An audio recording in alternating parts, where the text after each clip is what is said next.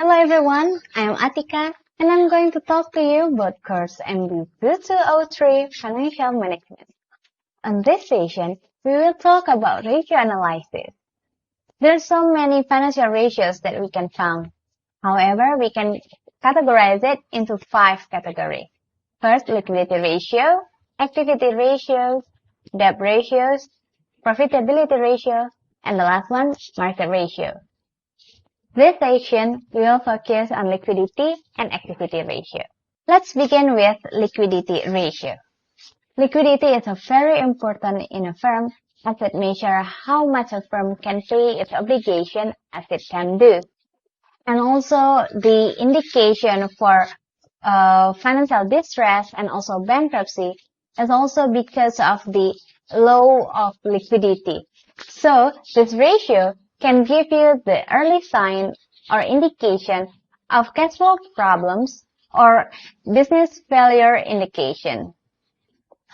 For large firms, they usually have relationship to the bank, so whenever they need more liquidity, they can offer or they can access the short-term credit or any other product that can be given by the bank to provide the liquidity for the large firm. However, smaller firms, they tend to have a different access to the bank or to the liquidity product. However, the smaller firm does not have the same access as the large firm. So, on their operational or day-to-day activity, they tend to operate in more liquidity compared to the higher or in a bigger firm. To calculate liquidity ratio, we can use either current ratio or quick ratios. They are still comparing between the current asset and the current liabilities. However, in quick ratios, we are considering also about the inventory. Let's see the example here. Here we have the AD hardware that has 1.3 current ratio. So here means that the AD hardware can cover 130% of their current liability with their current asset. However, looking at the similar current ratio with Bulan Department Store and also Informama, they have a different quick ratio. How does it happen? Well, it might be because the indication of the inventory. Here we see that the Bulan Department Store and also the Informama have the lower quick ratio compared to AD hardware, right? So it means that Bulan Department Store and also Informama have higher inventory compared to AD hardware. That is why even though they have the same current ratio, they have a different quick ratio. Now let's move on to the activity ratio. It's talking about the ratio of your day-to-day basis or your day-to-day business operation. First, inventory turnover.